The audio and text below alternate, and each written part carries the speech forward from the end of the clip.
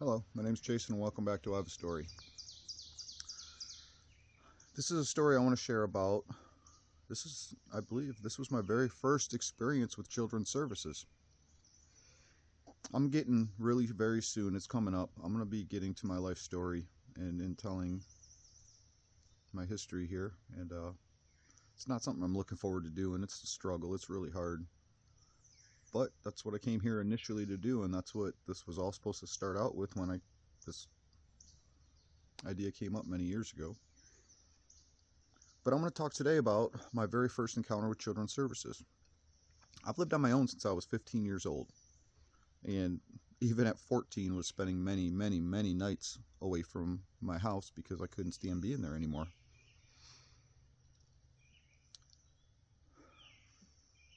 At 15 years old, you can't work a full-time job. I don't know what the laws are now, but 30 plus years ago, if I remember correctly, you could work 15 hours a week.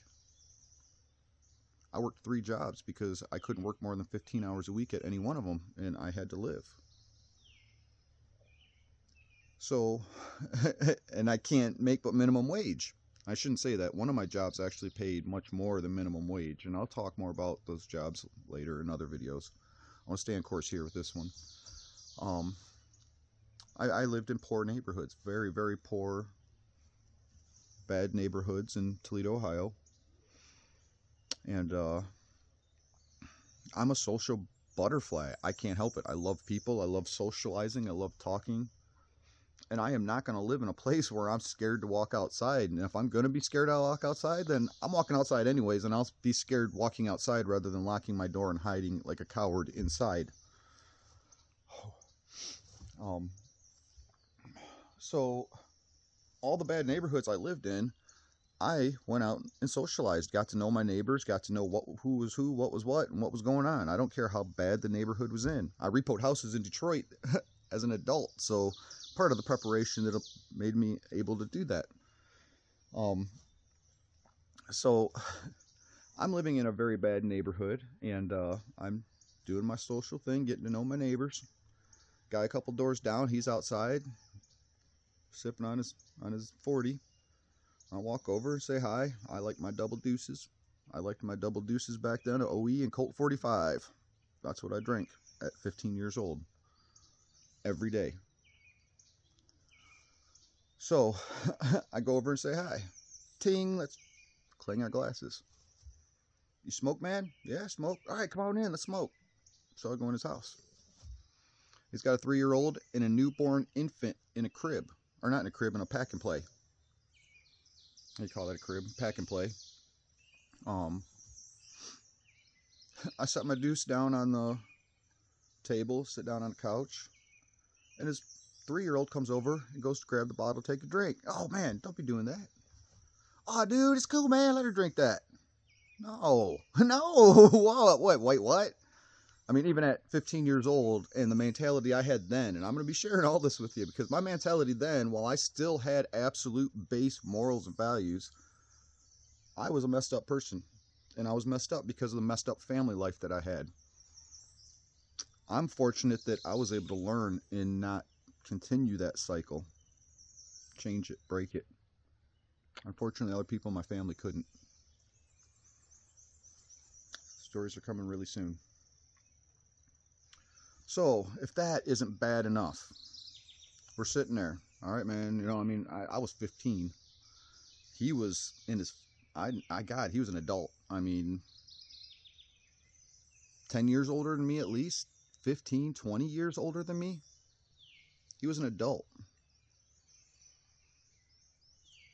And I'm thinking back, viewing things, and I do look at everything in all aspects I can, trying to remember, okay, you were 15, look at it as a 15-year-old, and that's why I question myself a lot, because I look at from so many angles. But anyways, we're sitting there, we're smoking a joint, and the infant wakes up in the pack and play and starts crying. He goes over and opens up a drawer, pulls out a pipe, and stokes it up. At the time, I'd never seen crack before. I didn't know what crack was.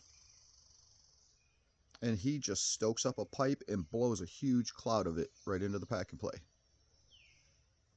Oh man, it works every time. It calms it right down. Wait, what the did I just see right here in front of me? And now it's starting to rain again. The spring rain just won't stop. But here, for the time I've lived here, this is my 4th year here, it dries up in the summer, so take the rain while we can get it. Count your blessings, people. Always count your blessings. I'm going to be talking more here about my situation and what's been going on in the past few weeks, because I swear to God, I talk about my lows. At the bottom of my hole is a trampoline, and when that whammy mallet hits me and I go down, eventually I hit a trampoline and I bounce back up. I have not only had extreme lows in my life, I've had extreme highs. And over the past few weeks, I've had some amazing experiences, and I'll be sharing those with you. Even above the pain, and it's part of how I think the Lord keeps me balanced. He whammies me so many times, but He's got something waiting for me good at the end too.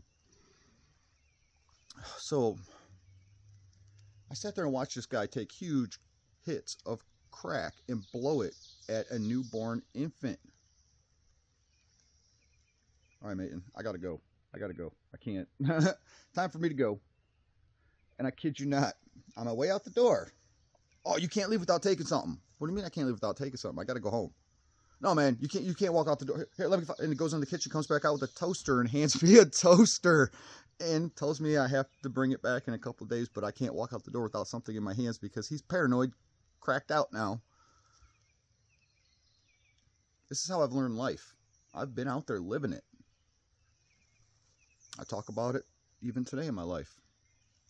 Only today I use what I did wrong then, and all the experiences I've learned from the people in my life that have just taught me how to be a better person and how to help others.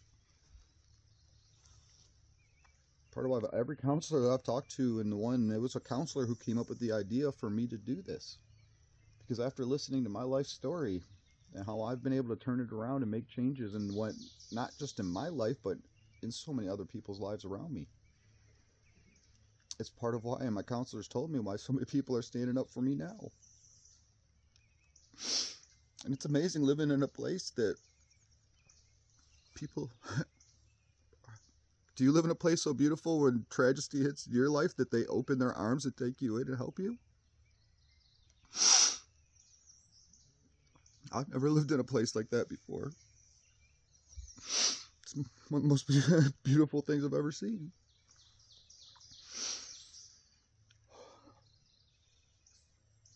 Oh, I'm sorry too, because I hurt my left arm and I fell, and I struggled with my left arm. But I called Children's Services, and I watched when they came out to the house, knocked on the door, talked to the guy, and then walked away. Didn't even go in the house, didn't look at the kids. God, I've been crying all morning doing these videos. God. It's part of why I don't cry on video, because normally I'm crying before the video and then I come on video and talk.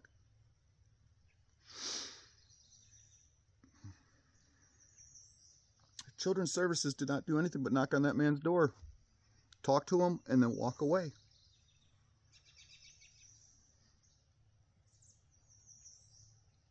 I've asked this repeatedly over and over and over. What about the kids? Really, all they had to do is reach over and be like, hey, can I talk to you? Pink! Pull a hair out of his head and go, we'll be back. Walk in the house, check out them kids. Pink! Pluck a hair out of one of them kids and test them and see what they got.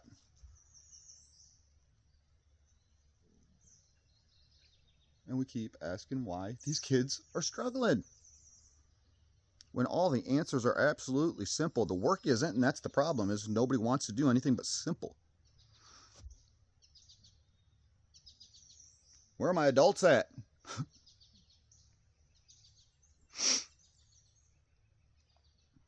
Everybody just wants to easy way out of everything, and we wonder why so many people are dying.